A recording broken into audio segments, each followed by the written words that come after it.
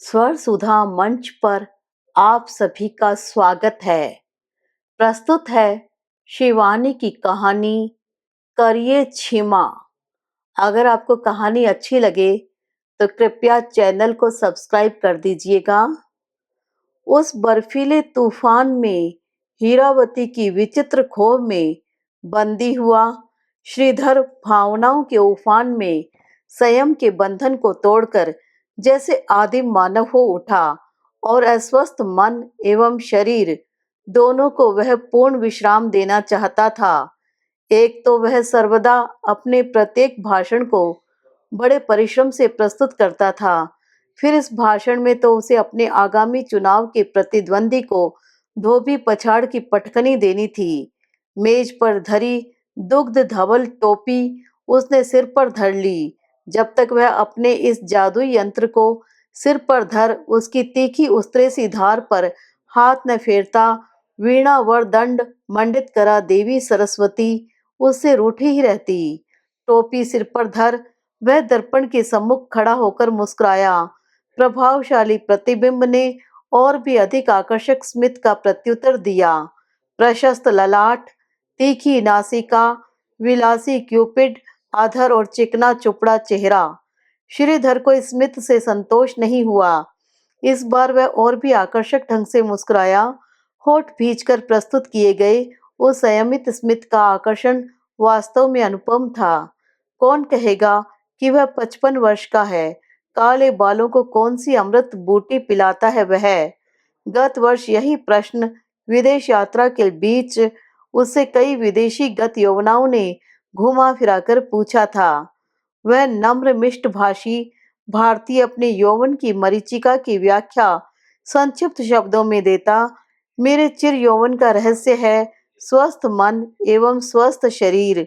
फिर वह मुस्कुराकर अपने व्यक्तित्व का द्वार मखमली डिब्बा खोल जगमगाती दाढ़ी सी दंत पंक्ति की रत्न राशि से भीड़ को मुग्ध कर देता। क्षमा कीजिए, यौवन को सदा गांठ में बांध कब्र तक ले जाने वाली विदेशी रमणियां उसे फिर से घेर लेती। आपने यह डेंचर कहाँ बनवाया? हमें भी बनवाना है। आपको बड़ी दूर जाना पड़ेगा, कहकर वह हंसकर आकाश की ओर उंगली उठा देता। सौभाग्य से हम अधिकांश भारतीयों का एकमात्र डेंटिस्ट अभी भी विधाता ही है। बड़ी देर तक विदेशी रमणियां उसे अविश्वास से घूरती रहती।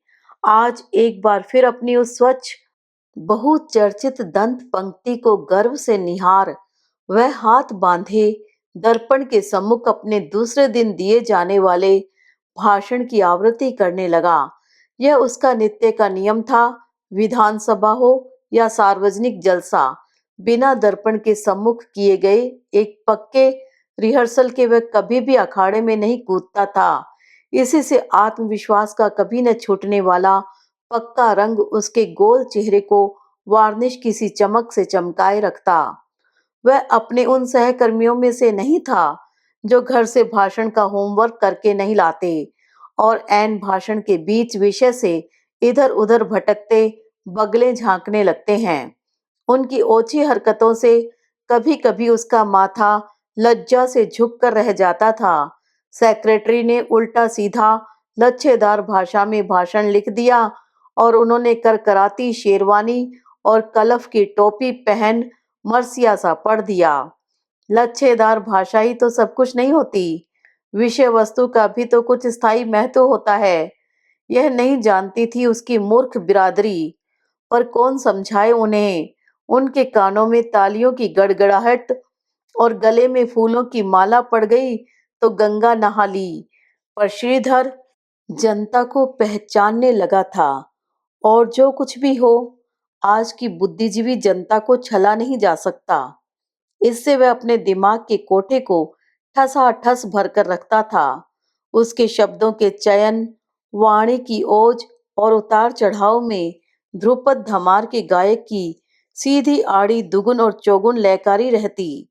जैसे लच्छेदार बातों के जाल में दर्शकों को उलझा चतुर बाजीगर हाथ के कबूतर को सहसा हवा में फड़फड़ा अदृश्य कर देता है और उसी पल भीड़ को उलझन में डालने को चादर से ढका अपने पैर का अंगूठा ऐसे हिला देता है जैसे वह ठीक कबूतर की मुंडी हिल रही हो।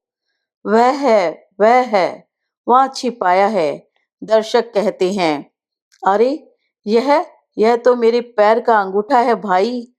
चतुर बाजीगर चादर हटा नंगा अंगूठा हिला। अपने को उससे अधिक बुद्धिमान समझने वाले दर्शक को एक ही लटके से खिसिया कर धर देता है। ऐसे छोटे मोटे अनेक रसीले लटकों से वह ओजस्वी वक्ता अपनी मीठी वाणी के मोहपाश में कड़े से कड़े आलोचक को भी बांध कर रख देता था। फिर भी उसके व्यक्तित्व का आकर्षण विधाता की देन भले ही हो, उसकी प्रतिभा देवदत्त नहीं थी। उसके पीछे अथक परिश्रम का एक लंबा इतिहास था। श्रीधर ने एक साधारण गृह में जन्म लिया था। पिता थे एक शिव मंदिर के पुजारी और माता को उसके जन्म के मूल नक्षत्र ने उसी दिन डस लिया था। पहाड़ के लाल मोटे चावल को नमक के साथ निगल वह मीलों के तीखे उतार चढ़ाव पार कर पढ़ने जाता था। 8 ही वर्ष का था कि पिता का साया भी उठ गया। लोक लाज के भय से ताऊ ने उसे अपने पास बुला लिया। ताई के दुर्व्यवहार और पहाड़ी पगडंडियों के उतार चढ़ाव ने उसे जीवन के उतार चढ़ाव के दुरूह पाठ को समय से पूर्व ही रटाकर पटु कर दिया था। इसी से उच्च पदारूढ़ होते ही उसने अपनी समग्र शक्ति अपनी पिछली जन्मभूमि के शिक्षा सुधार की ओर लगा दी थी। यह उसी की अटूट निष्ठा का फल था कि आज उन दुर्गम शैल शिखरों पर, जहां पहले चिड़िया भी नहीं चहकती थी, इतिहास, भूगोल और गणित की व्याख्याएं गूंजने लगी थी। कहीं कहीं पर तो उसने चलते फिरते स्कूल भी खुलवा दिए थे। हिमपात होते ही खच्चरों पर लदा हेडमास्टर अध्यापक और विद्यार्थियों सहित पूरे स्कूल का स्कूल घाटी में उतर आता। इसी से एक ही चुनाव की नहीं, अगले कई चुनावों की विजय पताका एक साथ सिलवा वह मूछों में ताव देता निश्चिंत बैठ सकता था। गरम चूड़ीदार पट्टू की शेरवानी और नुकीली सफेद टोपीधारी उस सौम्य संत के भाषण के बीच जनता जनार्दन को चूं करने का भी साहस न होता। भाषण के एक एक चुने वाक्य मोतियों की लड़ियों की तरह स्वयं गुंथते चले आते। यहाँ तक कि उसकी किस उक्ति पर तालियों की गगनभेदी गड़गड़ाहट गूंजेगी, यह भी उसे पहले से ज्ञात हो जाता और वह स्वयं विराम अर्धविराम लगाता रहता। श्रोताओं को कब मातृभाषा की फुलझड़ी से गुदगुदाना होगा, कब अपनी अर्जित अंतर्राष्ट्रीय ख्याति का प्रसंग कैसे छेड़ना होगा कि दरपोक्ति न लगे, यह सब वह राजनीति का कुटिल खिलाड़ी भली भांति समझता था। सहसा वह दर्पण के सम्मुख किसी को कुछ न समझने वाली नेपोलियन की गर्वीली मुद्रा में खड़ा हो गया। उसका गर्व मिथ्या नहीं था। जिन ग्रामों में कभी मिट्टी के तेल की बाती भी नहीं दपदपाई थी, वहीं आज उसके प्रयास से पहाड़ी की वेगवती अलकनंदा को बांध विद्युत प्रवाहिनी उज्ज्वलता बिखेर दी गई थी। और इस टोपी के ताज ने क्या उसे बिना कुछ किए ही बादशाह बना दिया था? क्या पुलिस की निर्मम लाठियों ने उसकी पसलियों को चूरा बनाकर नहीं धर दिया था? दुर्दांत गोरे सिपाहियों के बैटनों ने क्या उसकी दोनों कमान सी घनी भ्रकुटियों के बीच लंबा घाव स्वतंत्रता के विजय तिलक के रूप में सदा के लिए सजाकर नहीं रख दिया था? और फिर अल्मोड़ा जेल की चार दीवारी में स्वेच्छा से ही बंदी बना लिया गया उसका यौवन, नैनी जेल की सड़ी गर्मी और लू की अविस्मरणीय लपटों से झुलसा दिया गया जवानी का बांकपन क्या सहज में भुलाया जा सकता था? पर क्या केवल देश प्रेम ने ही उसे सर्वस्व त्यागी बनने का आमंत्रण दिया था? अचानक श्रीधर के उल्लास की ज्योति धीमी पड़ गई। क्यों भाग गया था वह गांव छोड़कर? जानबूझकर ही अंग्रेज कमिश्नर के बंगले के सम्मुख अनावश्यक धरना देकर क्यों हथकड़ियों को रक्षाबंधन की भांति ग्रहण करने को उसने लल्लक कर कलाइयां बढ़ा दी थी? श्रीधर की सफेद टोपी पसीने से तर हो गई। कल अपने ग्राम के आकाश पर सर्र से निकलते अपने वायुयान की खिड़की से उसे अपने विस्मृत ताजमहल का गुंबद दिख गया और रात भर वह सो नहीं पाया। एक गहरा निश्वास उसके होठों को कंपाता निकल गया। सिर की टोपी उतार पंखा सा झलता वह आराम कुर्सी पर लद गया। इन 25 वर्षों में भी क्या मुंह का कड़वा स्वाद नहीं गया। कुर्सी पर अध लेटा श्रीधर आंखें मूंदे स्वयं ही स्मृति के घाव को कुरेदने लगा। तब यौवन का बांकपन उसकी मूछों पर नवागत अतिथि बनकर उतरा ही उतरा था। ताई के दुर्व्यवहार से ऊबकर वह अपने ग्राम की सीमांत वासिनी एक मिशनरी मैम के साथ रहने लगा था। लोग कहते थे कि बुढ़िया ने उसे अपने साथ गिरजाघर ले जाकर पक्का क्रिस्तान बना दिया है। क्रिस्तान तो नहीं, पर विदेशी संतानहीना मेम के स्नेह और अनुशासन ने उसे आदमी अवश्य बना दिया था। मृत्यु से पूर्व उस निस्वार्थ वृद्धा ने उसे विश्वविद्यालय की उच्चतम परीक्षा उत्तीर्ण करा दी थी। यह ठीक था कि बेचारी की क्षीण पूंजी श्रीधर की शिक्षा में ही चूक कर रह गई थी, किंतु अपनी अनमोल वसीयत के रूप में वह अपने सुदर्शन दत्तक पुत्र के नाम अपनी नम्रता, मिष्ट भाषण एवं निष्कपट व्यवहार का कभी न शेष होने वाला कुबेर का सा कोष छोड़ गई थी। इसी वसीयत ने श्रीधर को ग्रामवासियों के हृदय के सर्वोच्च आसन पर बिठा दिया। केवल उसी के नहीं, दूर दूर तक के ग्रामों में अनोखी सूझबूझ के उस न्यायप्रिय युवक की धाक जम गई। जहां पहले छोटी मोटी जमीन जायदाद और जड़ जेवर की समस्याएं लेकर ग्रामवासी अल्मोड़ा की कचहरी अदालत की धूल फांकते थे, वहां चुटकियों में श्रीधर अपने विलक्षण कानूनी नश्तर से उनके विकट से विकट घाव चीरकर रख देता।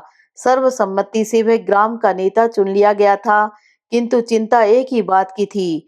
उनका यह लोकप्रिय नेता एक नंबर का भगोड़ा था। कई बार ग्रामवासियों ने उसे अनुरोध किया था कि वह स्थायी रूप से ग्राम में न्यायाधीश का पद ग्रहण कर ले, किंतु श्रीधर तो रमता जोगी था। आज कालीपार अघोरी बाबा के आश्रम में, तो कल साबरमती। जब कभी वह ग्राम में आता, विविध प्रकार के मुकदमों की पोटलियां उसके प्रांगण में खुलने लगती। किसी ने किसी के खेत की 3-4 सीढ़ियां रात ही रात में काटकर अपने खेत में मिला ली। कोई एक लंबे अरसे तक फौज में रहा और उसका सगा भाई उसकी सुंदर पत्नी को लेकर भाग गया। प्रत्येक मुकदमे में वह दूध का दूध, पानी का पानी कर देता। लोग कहते थे कि शिवालय की कोठरी में एक लंबे अरसे तक पार्थिव पूजन कर उसने शिवजी से अनोखा वरदान प्राप्त किया है।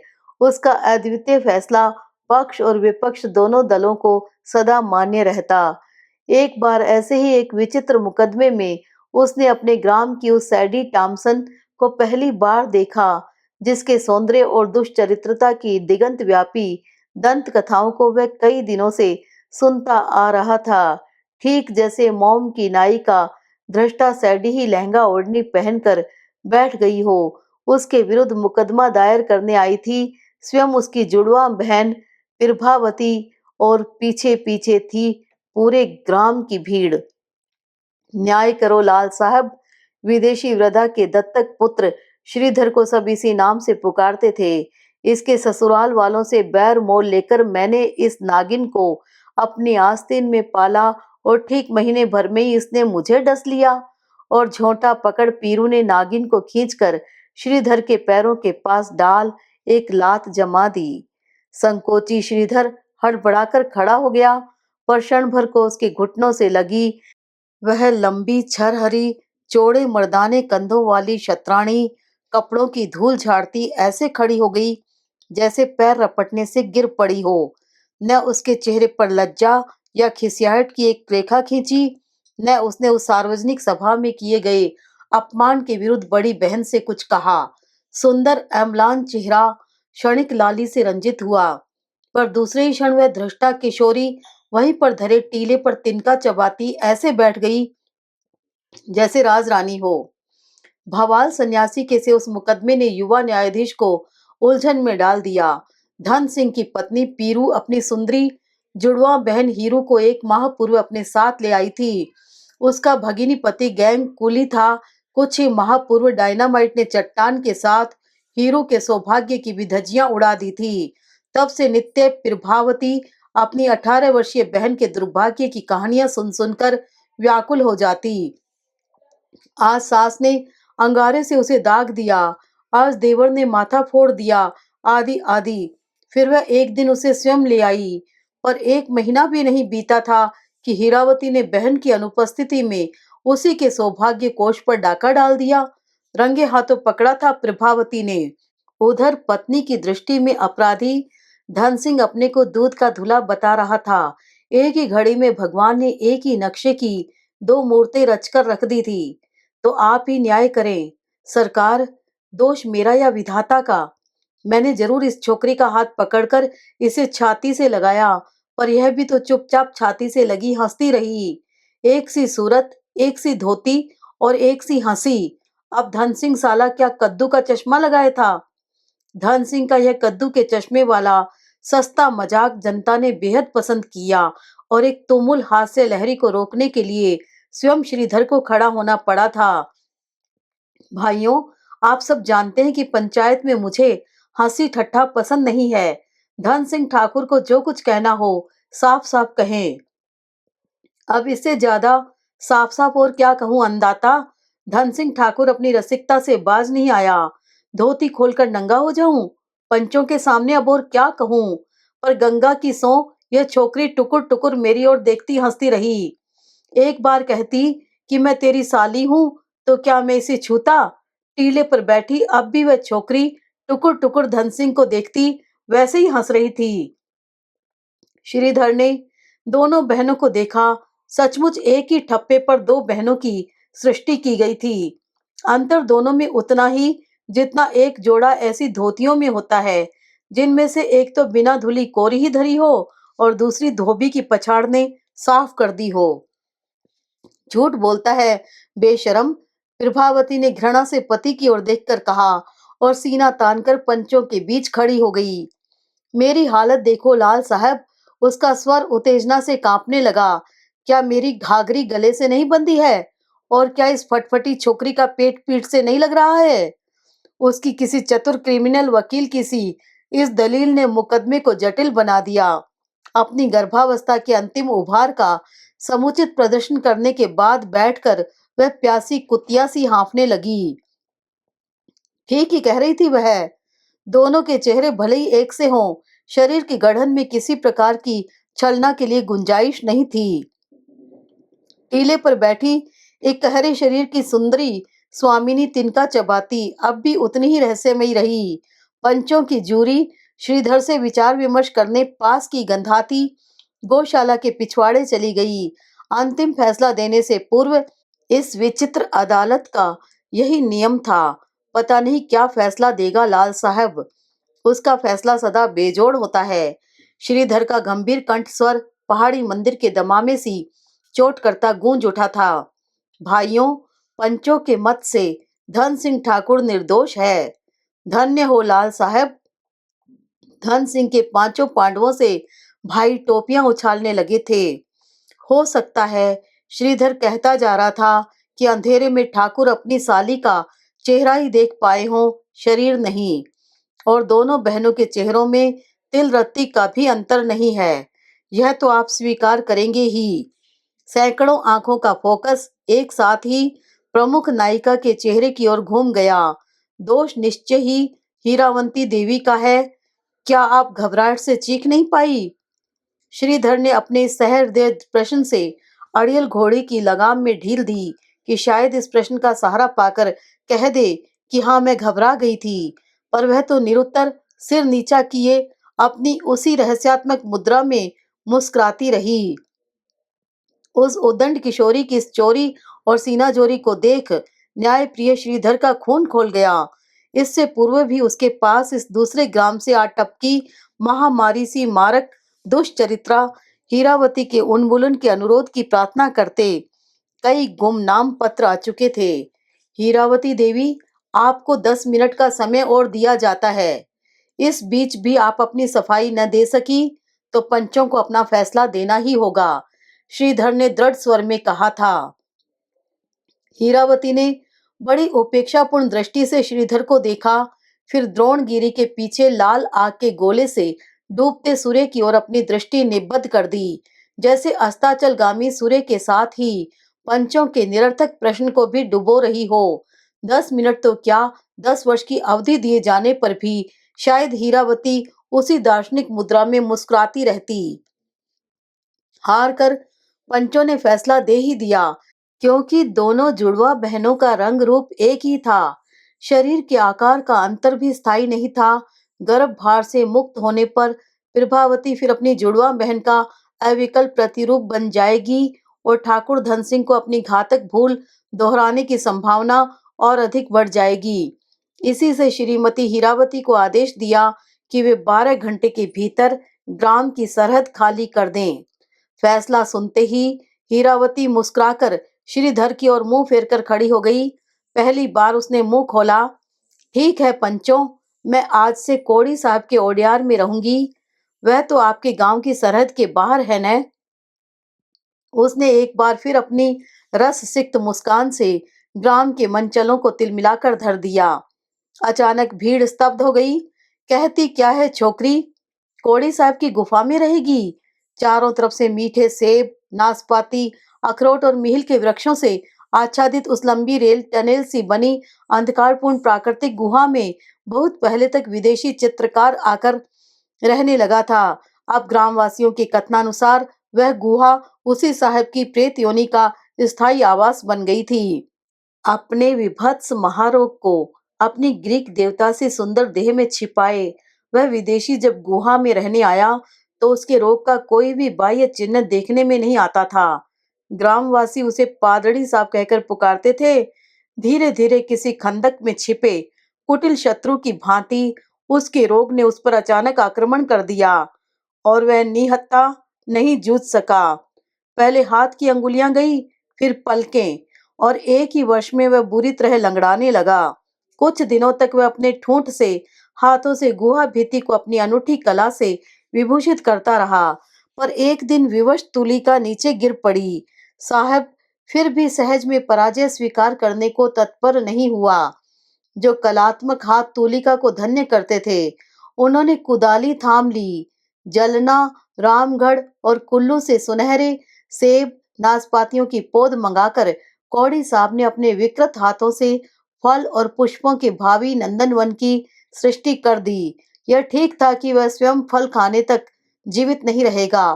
क्या मीठे कुएं का पानी पीकर लोग कुआं खोदने वाले को स्मरण नहीं करेंगे? इधर रोग अब छाती पर चढ़ बैठा था। एक दिन शायद उसकी मानसिक व्यथा शारीरिक व्यथा से भी अधिक असह्य हो उठी। एक ग्वाले के पुत्र को उसने कभी पढ़ाया था। वही पाव भर दूध नित्य साहब के आले में धरे मग में उंडेल कर जाता था। एक दिन वह आया तो मग नहीं था। खिड़की से झांका और चीख कर भाग गया। गुहा भीति की किसी अदृश्य खूंटी से टंगी साहब की निर्जीव देह झूल रही थी। फिर किसी को भी उस ओर जाने का साहस नहीं हुआ। अल्मोड़ा के ही 2-3 मिशनरी आकर उसी के बाग में उसे दफनाकर चले गए।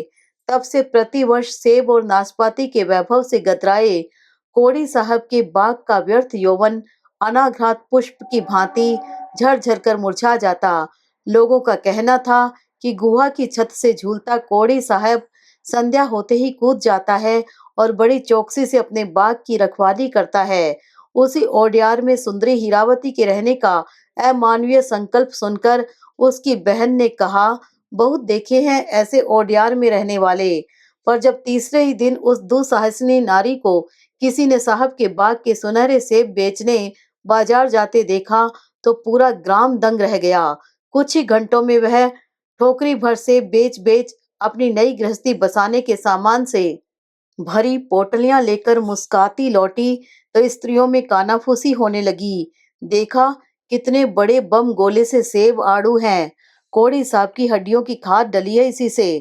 फिर तो हीरावती हर तीसरे दिन भरी भरी टोकरियां सिर पर धर मटकती बाजार को जाती। कभी नाशपाती, कभी अखरोट और कभी किसी महादानव की उंगलियों सी दैत्याकार भिंडियां। लगता है कि कोड़ी साहब के प्रेत को ही फांस लिया है छिनाल ने, नहीं तो ये बेमौसमी भिंडियां आई कहाँ से? स्त्रियां कहती। पर उसकी भिंडियां चाहे वे इहलोक की रही हों या परलोक की, बिककर चुटकियों में टोकरी श्रृंगार प्रसाधन की सामग्री से भर जाती थी। कभी टोकरी में धरा चौकोर दर्पण उसकी समवयस्काओं की आंखें चौंधिया जाता, कभी गौर मृणाल दंड से सुकुमार हाथों में चमचमाती लाल हरी रेशमी चूड़ियां देखने वालों का कलेजा भूंज कर रख देती।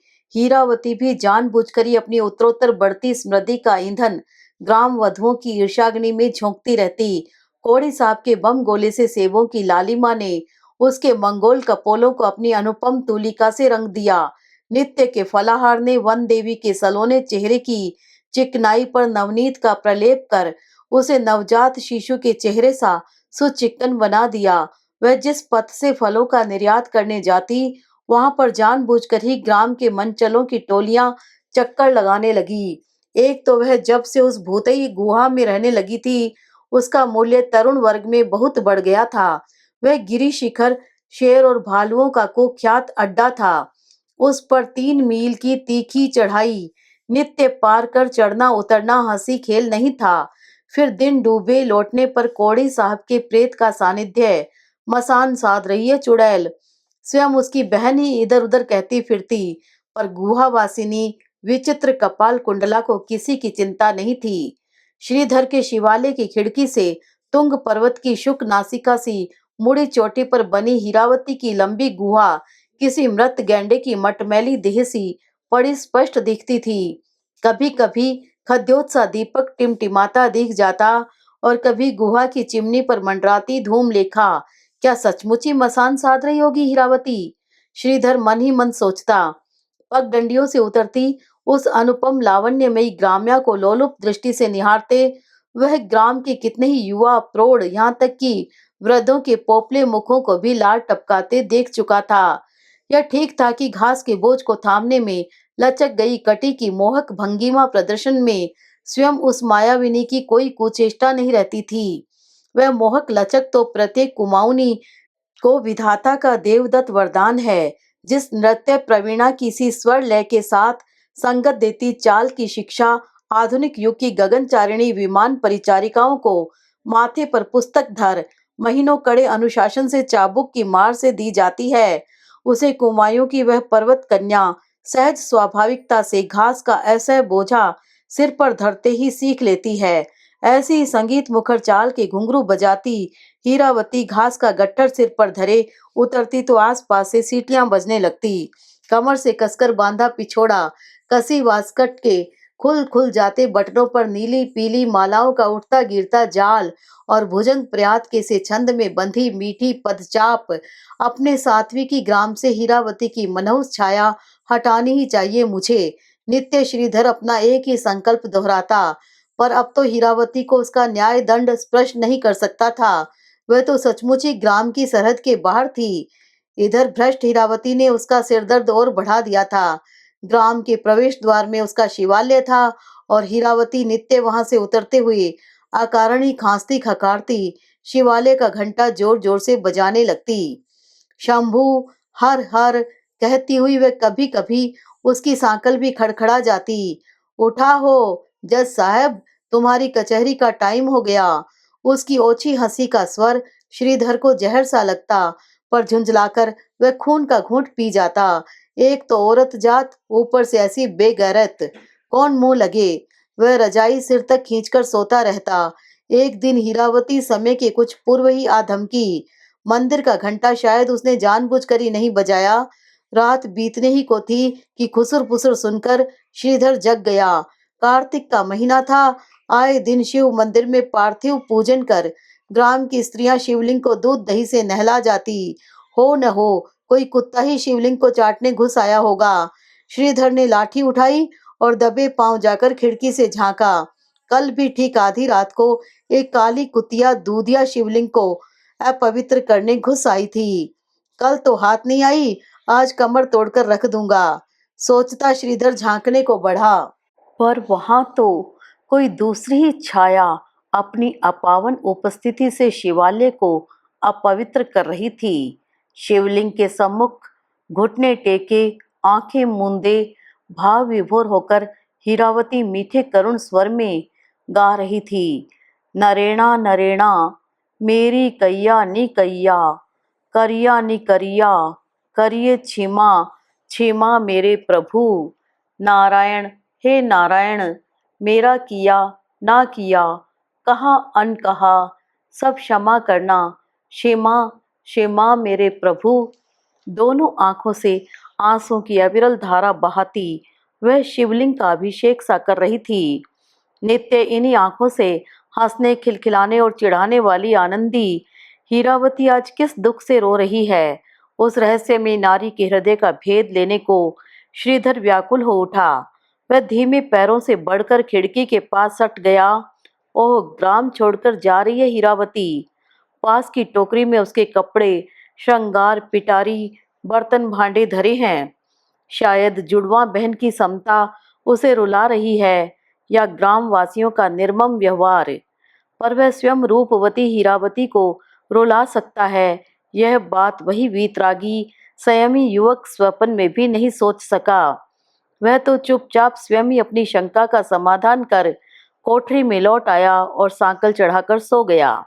तब तक किसी भी विकार ने उसके निष्कलुष चित्त को दग्ध नहीं किया था।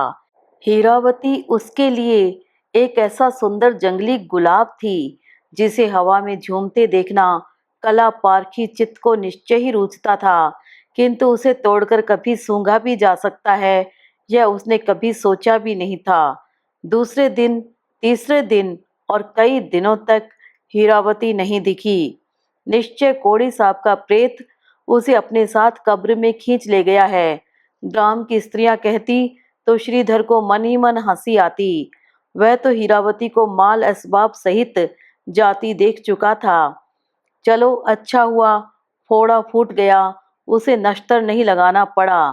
पर ठीक महीने भर बाद ही हीरावती एक दिन अपने गिलट के आभूषणों की नकली चमक से अपने यौवन की असली चमक को द्विगुणित करती ग्राम भर की औरतों की छाती पर मूंग दलती अलस पगों से पगडंडी की चढ़ाई चढ़ने लगी, तो आंगन में खड़ी उसकी सौत बन गई बहन अपने क्रोध को नहीं रोक सकी। कहाँ से मुंह काला करके लौटी है अभागी? वही क्यों नहीं डूब मरी? उसने चीख कर पूछा, तो कई स्त्रियों के झुंड खिड़कियों में झांकने लगे। श्रीधर बाहर ही बैठा जनेऊ कात रहा था। नए आभूषणों में जगमगाती हीरावती धमक कर पलटी। डूबने ही तो गई थी दीदी, वह हंसी और उसके गालों के दो मनोहर गढ़ों पर फहराती स्मर ध्वजा को श्रीधर ने पहली बार देखा। डूबने कहाँ दिया मुए परदेशियों ने। कहने लगे, हीरावती, ऐसी हीरे की देह को डुबाता भला कौन है? इसे तो सजाया जाता है। यह देखो दीदी, चंद्रहार, हमेल, मूंगे की नेपाली माला सब ले दी परदेशियों ने। घृणा से थूक कर प्रभावती ने द्वार बंद कर लिए, तो हीरावती अपनी निर्लज हंसी की खनक से पगडंडी गुंजाती चली गई। फिर कई दिनों तक हीरावती नीचे नहीं उतरी। लगता था कि हमदर्द परदेशियों ने उसके कई दिन तक नीचे न उतरने का प्रबंध कर दिया था। कौन जाने बीमार ही पड़ गई हो, श्रीधर सोचता, फिर स्वयं ही झुंझला उठता। उसे क्या, मरे ससुरी हीरावती, पर झुंझलाने से क्या होता? रात को गिलट के आभूषणों में जगमगाती मेनका विश्वामित्र के स्वप्नों के रंगमंच पर उतर ही आती, पर ऐसा उत्पात मचाती कि श्रीधर शिवलिंग के सम्मुख औंधा होकर सुबकने लगता। कैसा दंड दे रहे हो भोलानाथ? ऐसी नीच स्त्री को पाने को मैं स्वप्नों के शून्याकाश में भी बाह क्यों फैलाता हूँ? उसके संयम दुर्ग के किसी आरक्षित छिद्र से ही विकार का यह सर्प घुस आया था। अब इसको कुचलने का एक ही उपाय था। तड़के ही उठकर वह साबरमती चला जाएगा और बापू के पावन चरणों में अपने हृदय में छिपे कुटिल शत्रु को बांध कर डाल देगा, तभी उसे शांति मिलेगी। पर हृदय में छिपा यह चतुर शत्रु क्या सहज ही पकड़ में आता है? अविवेक, विकार और मिथ्या दलीलों की पुष्ट शाखाओं पर विचरते इस शाखा मृग को मानवीय बंधन बड़ी कठिनता से जकड़ पाता है। रात ही को श्रीधर ने ग्राम त्याग दिया, पर जिस पगडंडी चढ़ उसे बस स्टेशन पहुंचना था, उसे छोड़ उसने जिस दूसरी छद्मवेशिनी पगडंडी की उंगली पकड़ी, वह अंतहीन बनती उसे किसी गहन वन में खींच ले गई। द्रुह पगडंडी की पहेली न समझ पाने से झुंझलाया क्लांत श्रीधर एक झरने के पास बैठ सुस्ता ही रहा था कि किसी के कराहने की आवाज से चौंका। क्या उसी की भांति कोई मार्ग भूल गया है? माघ का महीना था। ठंड से दांत बज रहे थे। सामान्य सी बूंदाबांदी अब गर्जन तर्जन पूर्ण शिलावृष्टि के रूप में चट्टानों पर किसी कुशल तबला वादक की दक्षता से त्रिताल के से टुकड़े बजा रही थी।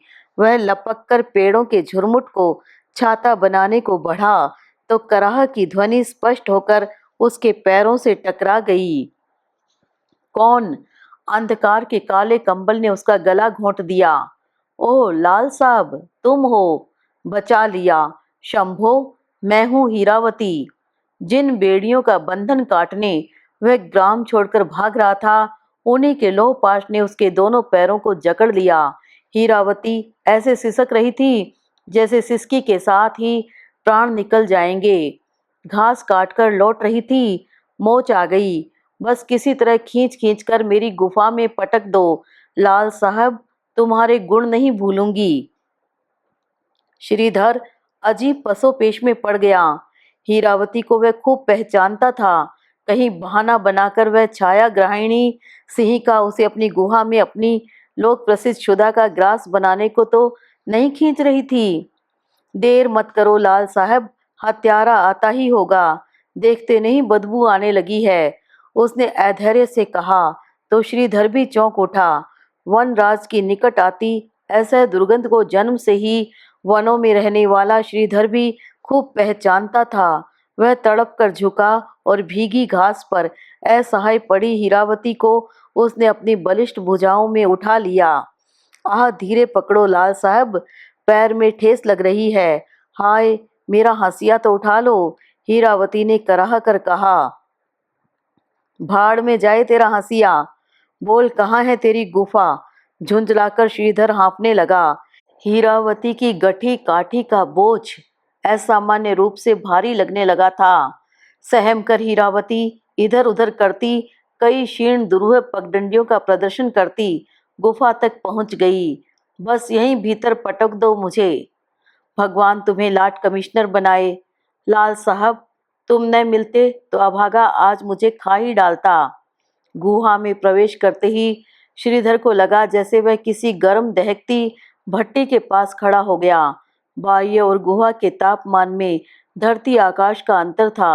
हीरावती को नीचे उतारकर वह रूमाल से पसीना पोंछ ही रहा था कि अब तक पंगु बनी हीरावती छलांग लगाकर भागी और पास ही धरी एक विराट शिला को लुढ़काकर उसने गुहा द्वार बंद कर लिया।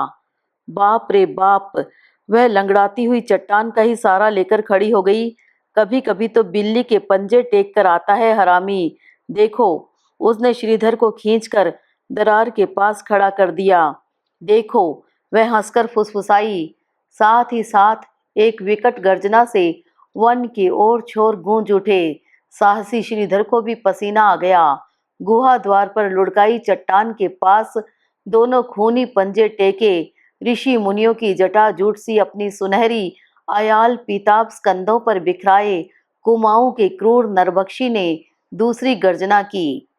नित्य आकर ऐसे ही बैठ जाता है हरामी कि कब मौका लगे और कब मुझे टप से उठाकर मुंह में धर ले।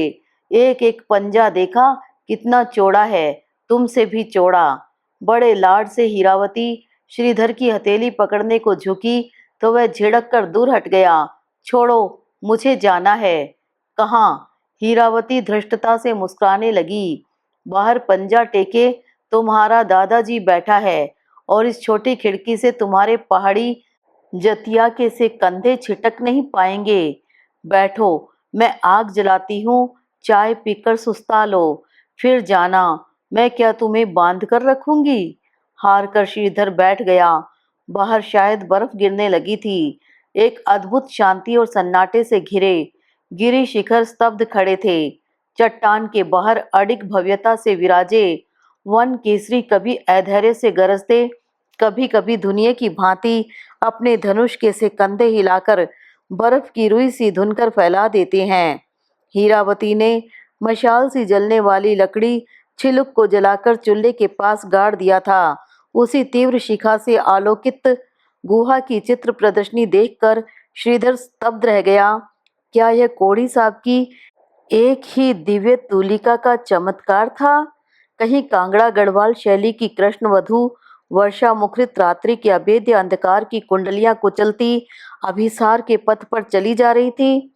कहीं एड़ियां टिकाए प्रियतम की प्रतीक्षा में द्वार पर खड़ी चौखट में मड़ी सुप्रिया, कहीं गुजरात की सोलंकी मूर्ति कला को लज्जित करती, दोनों हाथों की चंपक उंगलियों से नग्न वक्षस्थल ढांपती, अप्सरा और अजंता के भीति चित्रों के गांभीर्य का जाल बुनती, शैव द्वारपाल की अविकल प्रतिमूर्ति, खजुराहो और कोणार्क के शार्दुल सुर सुंदरियां, शाल भंजिकाएं और अपूर्व सुंदरी नाग कन्याओं के जाल में भटकता कला पारखी, मुग्ध श्रीधर पूरी गुहा की परिक्रमा करता, चट्टान के उसी द्वार पर पहुंच हाथ में गर्म चाय का गिलास थामे खड़ी हीरावती से टकरा गया।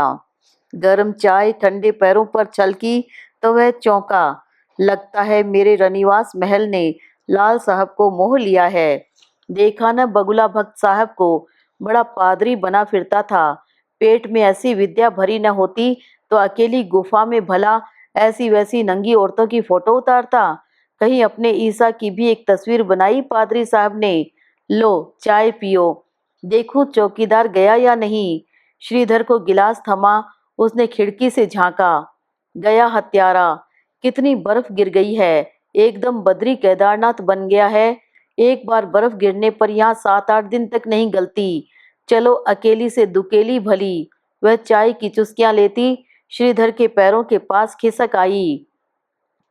मूर्खा हीरावती, वह क्या सोचती है कि श्रीधर कभी बर्फीली पगडंडियों पर चला ही नहीं है। अभी देख लेगी कि कैसे दोनों हाथ फैलाकर स्कैट सा करता वह हवा के झोंके सा निकल जाएगा। वह चट्टान हटाने को बढ़ा ही था कि बर्फीली हवा के एक तीव्र झोंके ने लकड़ी की मशाल को झपट्टा मारकर बुझा दिया। घने अंधकार में डूबा वह इधर उधर हाथ पैर मारने लगा। जिधर बढ़ता उधर ही दो सुकोमल बाहों का बंधन उसे जकड़ लेता। एक ही हीरावती के क्या खिलखिलाते हंसते कई संस्करण बन गए थे, या गुहा भीति की सुर सुंदरियों, अप्सराओं और उत्का नायिकाओं को कोड़ी साहब के अदृश्य प्रेत ने जीवित कर धरा पर अवतरित कर दिया था। पर मीठा कंठ स्वर तो एक ही कंठ का था और उसे खूब पहचानता था श्रीधर। वह तो निश्चय ही इसी लोक की थी। मूर्ख मत बनो, हीरावती कहने लगी। कहाँ भाग रहे हो? ऐसी बर्फीली रात में तो चिड़िया भी डालों पर अकड़ी मरी मिलती है। फिर तुम क्या सोचते हो कि मेरा चौकीदार चला गया होगा?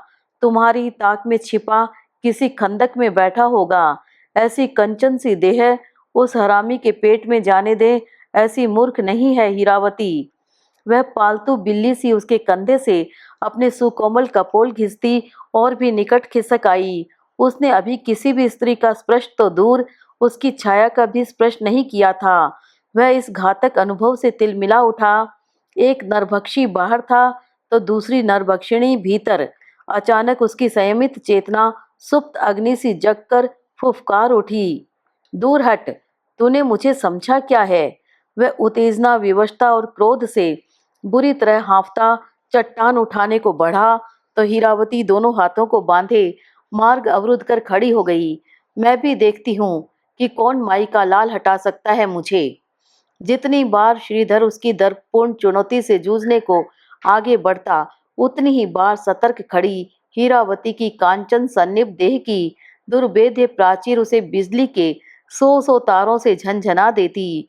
पता नहीं कब तक दोनों रात्रि के सूची भेद्य अंधकार में सांप नेवले की भांति अपने आमने सामने तने खड़े रहे। अंत में जीत नेवले की ही हुई। आओ, पराजित योद्धा के दोनों हाथ पकड़कर हीरावती ने मृदुल कंठ से कहा, तुमने क्या मुझे इतनी ओछी समझा है? हीरावती में लाख दुर्गुण हो, वह कभी झूठ नहीं बोलती। मेरे पास 2 पुआल के गद्दे हैं, एक में तुम निश्चिंत होकर सोते रहना। जो तुम्हें छुए वह साली गो मांस खाए। हीरावती ने न जाने किस ताक में पुआल का गद्दा उठाकर जमीन पर डाल दिया और उसे हाथ पकड़कर ऐसे ले चली जैसे फूल शैया की ओर किसी सल्लज बालिका नववधू को ले जा रही हो। सचमुच ही झूठ नहीं बोलती थी हीरावती। दूसरे पुआल के गद्दे को खींचकर पटके जाने की शब्द भेदी क्रिया से सांस रोककर लेटे श्रीधर ने अनुमान लगाया कि शत्रु पक्ष ने अपने दूसरे गद्दे का खेमा गाड़ने में व्यवधान रखा था और उसमें उसकी कोई कुटिल चाल नहीं थी। थोड़ी ही देर में हीरावती निष्पाप शिशु की सी निद्रा में डूब गई। पर श्रीधर व्याकुल करवटें बदलता रहा। अब सोने वाली स्वयं ही मार्ग से दूर हट गई तो दूसरी चिंता निद्रा अपहरण करने लगी। यह दूसरा पुआल का गद्दा क्यों रखती थी हीरावती? क्या निशाचर अतिथियों की रात्रि यापन की व्यवस्था का प्रश्न प्राय ही इस गुहा निवासिनी के सम्मुख आता होगा? पर उसका माथा क्यों दुख रहा है भला? ग्राम में हीरावती को कौन नहीं जानता? यह कौन सी दूध की धुली सती सावित्री है? इसी उधेड़ बुन में न जाने कब उसकी आंख लग गई। सुबह उठा तो हीरावती ने शायद खिड़की का पत्थर हटा दिया था। सूर्य का क्षणिक मुट्ठी भर उजाला गुहा में फैलता गुहा भित्ति की अनूठी चित्रकला का नवीन रूप प्रस्तुत कर रहा था। वह मुग्ध दृष्टि से चित्र प्रदर्शनी के वैविध्य को देख ही रहा था कि उसकी आंखें स्वयं हीरावती की ओर घूम गई। उसे लगा कि झुककर आग फूंकती रूपवती हीरावती को वह आज पहली बार देख रहा है। हीरावती को भी शायद उसकी मुग्ध दृष्टि गुदगुदा गई। मुस्कुराकर उसने सिर उठाया तो झेप कर श्रीधर ने सहमी दृष्टि ऐसे फेर ली जैसे चोरी करते हुए रंगे हाथों पकड़ लिया गया हो। लो गरम चाय पियो। हीरावती ने उसे गिलास थमाया और अपना पुआल का एकमात्र गद्दा लपेटने लगी। तो क्या अपने सब पहाड़ी थुल में नमदे उसे ओढ़ाकर वह रात भर ठिठुरती रही? बहुत बर्फ गिर गई है। 3-4 दिन तक सूरज नहीं निकलेगा। हीरावती ने खिड़की से झांक कर कहा। सूर्य देवता से भी क्या हीरावती की सांठगांठ थी? 4 दिन तक निरंतर बर्फ गिरती रही। चट्टान को भी बर्फ की मोटी तहों ने जम जमकर अदृश्य कर दिया। भीमकाय, मिहिल, मदार और देवदारू वृक्ष हिमभार से दांतों से तड़ाक तड़ाक टूटने लगे। बचपन में भूगोल की पुस्तक में चित्रित अपनी इग्लू सी हिमाच्छादित गुहा में श्रीधर बंदी शेर की भांति चक्कर लगाता रहता। लाख सिर पटको जज साहब। हीरावती हंसकर कहती है, एक कदम भी बाहर नहीं निकाल सकते। वैसे हीरावती ने अपने रूखे पाहुने की अभ्यर्थना में कोई त्रुटि नहीं रहने दी थी। न जाने किन अदृश्य आलों से वह छोटी मोटी पोटलियां निकालती रहती। दाख, अखरोट, जर्दालू, भुने काजू, खोए के पेड़े, सोहन हलवा, भाड़ में भुंजी पहाड़ी गेठी और धानी नमक। वह सुर दुर्लभ खाद्य सामग्री उसकी मेजबान ने रुद्राक्ष की माला जपकर नहीं जुटाई होगी। यह खूब समझता था श्रीधर। ऐसी हराम की कमाई को वह भला हाथ कैसे लगाता? 2 दिन उसने काली चाय के अधसेरी गिलास गटक कर काट दिए। सूखा सा मुंह लटकाए हीरावती भी भूखी सो जाती। पर तीसरे दिन हीरावती ने सोए हुए शत्रु पर ही आक्रमण कर दिया। श्रीधर के उठने से पहले ही उसने न जाने किन किन खुशबूदार पहाड़ी गधरेणी और जम्बू के ऐसे मसालों से सब्जी छोंक दी कि श्रीधर अपने सारे संस्कार और नाज नखरे भुला बिसरा कर रह गया। पहाड़ी घट के पीसे गेहूं की सौंधी सौंधी मक्खन चुपड़ी रोटी पर सब्जी धरकर हीरावती ने अतिथि के दोनों पैर पकड़ लिए। क्यों भूखे प्यासे बैठे हो लाल साहब? मैं क्या डोमनी हूँ? फिर तुम तो गांधी बाबा के भक्त हो। वह तो मेहतरों के हाथ की भी छूत नहीं मानते। इस दलील ने श्रीधर को पराजित कर लिया। फिर तो पता नहीं एक के बाद एक वह कितनी रोटियां चट कर गया। शायद हीरावती के लिए कुछ बचा ही नहीं। खा पीकर वह सोया तो कुंभकर्णी नींद पूरी होने का नाम ही नहीं लेती थी। गुहा के अंधकार में रात्रि और दिवस के अंतर का प्रश्न ही नहीं उठता था। पर उस दिन पता नहीं क्यों हीरावती ने नित्य की मशाल भी नहीं जलाई थी। बर्फीली हवा के एक तीव्र झोंके से गहन निद्रा मग्न श्रीधर अचानक हड़बड़ाकर उठ बैठा। हड्डियों को छेदने वाली इस ठंडी हवा में ठिठुरती हीरावती बिना कुछ ओढ़े पुआल के गद्दे पर बैठी होगी। यह ध्यान आते ही श्रीधर को अपने स्वार्थ पर स्वयं ही क्षोभ हो उठा। हीरावती, तुम्हारे पास क्या ओढ़ने को कुछ भी नहीं है? उसने पूछा। जो व्यक्ति 3 दिन से बिना एक शब्द बोले उसे आंखों ही आंखों में अपने विकट क्रोध की ज्वाला से निरंतर भूंज रहा था, उसका हमदर्दी में डूबा बदला गिरगिटी रंग देखकर हीरावती चौंकी। पर जैसे तप्त दहकती मरुभूमि में वर्षा की पहली बूंद पड़ते ही सूख कर विलीन हो जाती है, ऐसा ही श्रीधर का सरस प्रश्न भी कंठ से निकलते ही सूख कर रह गया। हीरावती ने कोई उत्तर नहीं दिया। पर अंधकार में ठक ठक कांपती मानिनी की व्यथा 4 कंबलों से लदे सोने वाले को छू गई, जिसकी रूप शिखा का स्वप्न कई दिनों तक उसकी नींद में डूबी पलकों को झुलसा रहा था, वही उसी अंतहीन माघी विभावरी में उसकी जगी पलकों पर साकार होकर थिरकने लगा। हीरावती, उसने थर्राए भराए कंठ स्वर से पुकारा। पुरुष कंठ के इस भर्राए थर्राए कंठ स्वर के आह्वान को तो हीरावती खूब पहचानती थी। विमुग्ध विस्फारित दृष्टि से अंधकार को चीरती मुग्धा अभिसारिका ने एक क्षण का भी विलंब नहीं किया। दूसरे दिन गुहा वातायन की क्षीण कटी से 5 दिन से रूठे सूर्य ने धरा पर गिरी बर्फ का प्रतिबिंब लेकर अपना दर्पण चमकाया और श्रीधर चौंक कर जग गया। उसके कंधे पर माथा धरे हीरावती ऐसे अंतरंग धृष्टता से सो रही थी जैसे वर्षों से उसी कंधे पर सोती चली आ रही हो। भारद्वाज गोत्रोत्पन्न श्रीधर शर्मण से सकल इप्सित कामना, कुछ ही दिन पूर्व शिवालय में पार्थिव पूजन के समय किया गया संकल्प श्रीधर को स्मरण हो आया। हड़बड़ाकर वह उठने लगा। हीरावती जग गई। क्या कर रहे हो? लेट जाओ न, ठंड लग रही है। दोनों हाथों से उसे जकड़कर उसने फिर अपने पार्श्व में सुला दिया। पल भर को निकला सूर्य फिर किसी मेघ खंड में दुबक गया और तड़ातड़ ओलों के चांटे मार मारकर प्रकृति ने एक बार श्रीधर के विवेक को दूर भगा दिया। हीरावती अब उसे धागे में बंधी काठ की चरखी सा घुमाती, किसी भी दिशा में उछालकर फिर अपनी ओर खींच सकती थी। वह अब संस्कारी सुशिक्षित भारद्वाज गोत्रोत्पन्न श्रीधर शर्मा नहीं था। वह तो अब सदियों के मलबे से निकला आदिकाल का गुहा मानव था, जिसका न कोई गोत्र ही था न कोई संस्कार। वह डांसी पत्थरों को रगड़कर आग जलाना सीख गया था। जंगली सुखाए भूंजे मांस को चिचोड़ चिचोड़ कर खाने की क्रिया में वह अपनी गुहा प्रेसी के हाथ से अधिक चर्बीली बोटी को लपक कर छीन अपने असभ्य जंगली ठाके से गुहा की दीवार गुंजा देता। कभी उसे बाहों में भींच ऐसे रख देता था जैसे कीमा ही बना देगा। इस युग का पहला बेटनिक शायद वही था और हीरावती उसी को मॉडल बनाकर क्या पादरी साहब ने गुहा भित्तियां अलंकृत की थी। बंकिम कटाक्ष मंदोदरी की लचक, सुडोल अंक का उभार यदि इंच टेप से भी नापे जाते तो दीवार पर अंकित अपूर्व सुंदरियों की काठी में ठीक बैठती।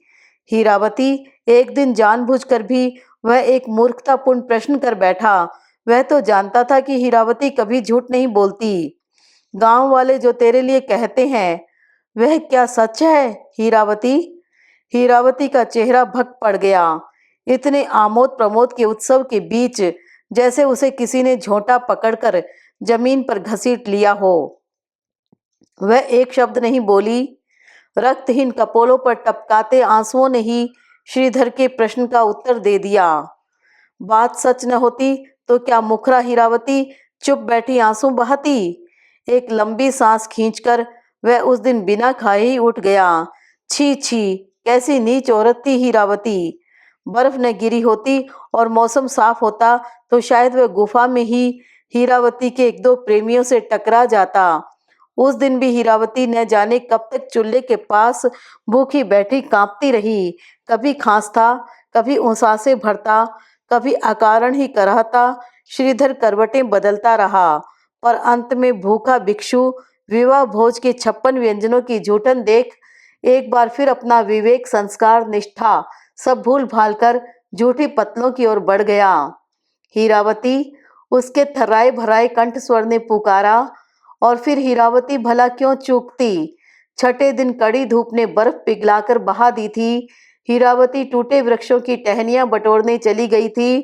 खिड़की पर श्रीधर खड़ा हुआ ही था कि सुदूर घाटी से गूंजते शिवालय के घंटे की ध्वनि सुन उसका रोम रोम सिहर उठा। पूर्वकृत पापों ने बहुत दंड दे दिया है प्रभु। उसने अदृश्य शिवलिंग की ओर हाथ जोड़े। मुझे क्षमा करो और शक्ति दो, कहता वह बिना गुहा की ओर दृष्टिपात किए तीर सा निकल गया। फिर उसने अपने ग्राम की देहरी आज तक नहीं लांघी। शनि की दशा की भांति उसके जीवन में आ गई हीरावती की क्रूर दृष्टि को उसने कवच किलकों से प्रवाहहीन कर दिया। एक लंबे अरसे तक वह देश प्रेम का अनोखा दुस्साहसी दीवाना बना फिरता रहा। न उसे ललमुहे गोरों का भय था, न पुलिस की लाठी का।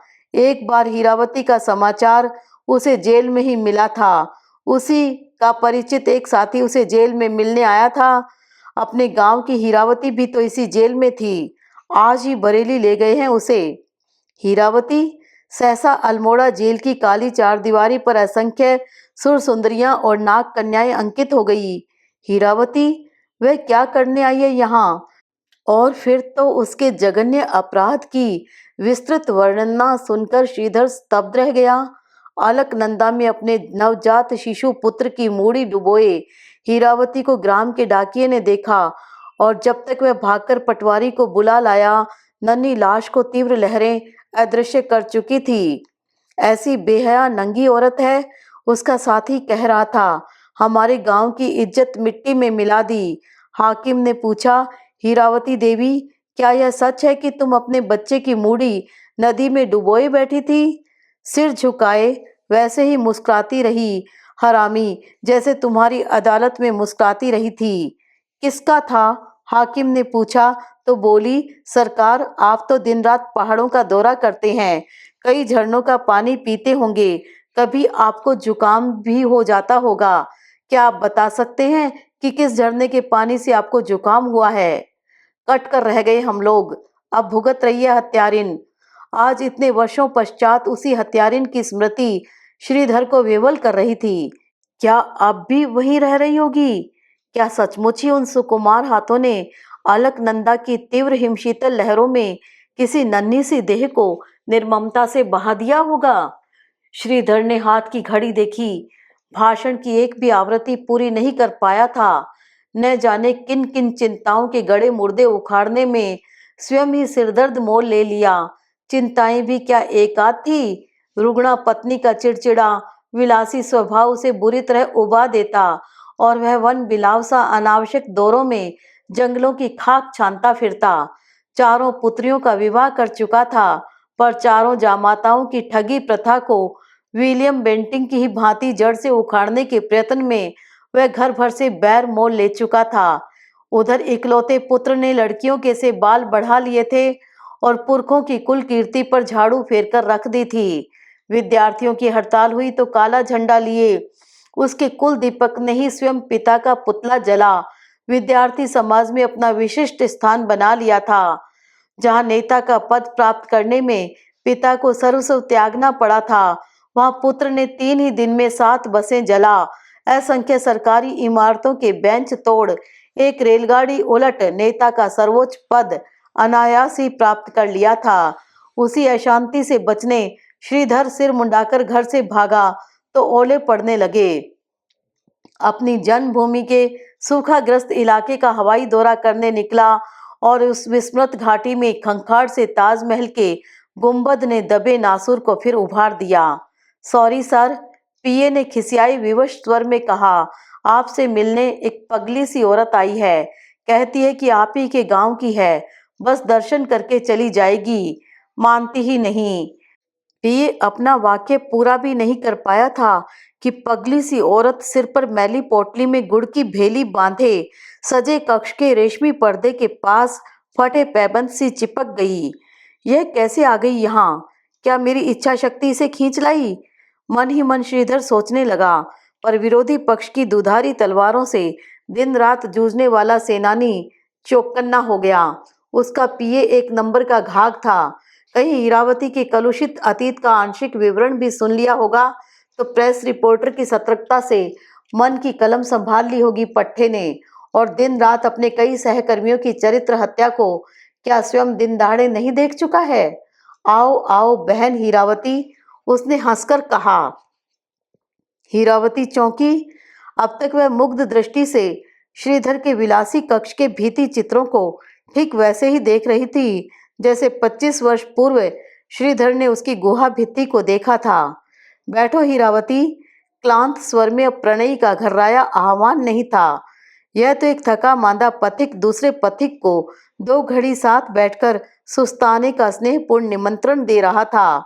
पर सकुचित सिमटी सी हीरावती मखमली सोफे पर नहीं बैठी, वह सिर की पोटली बिना उतारे ही श्रीधर के चरणों के पास ऐसे बैठ गई जैसी गली के शरारती छोकरों के ढेले पत्थरों से नित्य मारकर भगाई गई कुतिया को बहुत दिनों से बिछुड़े मालिक ने पुचकार कर बुला लिया हो और वह डरती हुई बड़े अविश्वास से आगे बढ़ रही हो। हीरावती, तुम चुप क्यों हो? श्रीधर का गला भर्रा गया। इतने वर्षों बाद भी इस अलौकिक नारी की उपस्थिति उसे झूमते सम्मोहित नाग सा झुमा रही थी। कितनी झटक गई थी हीरावती, फिर भी छरहरे बालों में चांदी चमकने लगी थी। होठों की मधुर लालिमा नीली पड़ गई थी। निमग्न नयनों की काली भंवर पुतलियों ने कितनी पीड़ा सही थी। उसका लेखा जोखा लिखने में अनाड़ी विधाता ने स्याही आंखों के ही नीचे फैलाकर रख दी थी। फटी वास्कट पर झूलती असंख्य मालाओं के बचे खुचे दो तीन मोती उसके विगत यौवन के बिखरे मोतियों की ही भांति एक मैले से काले पड़े डोरे में बंधे लटक रहे थे। कहाँ रहती हो अब? श्रीधर ने दूसरा प्रश्न पूछा। वही साहब के ओडियार में।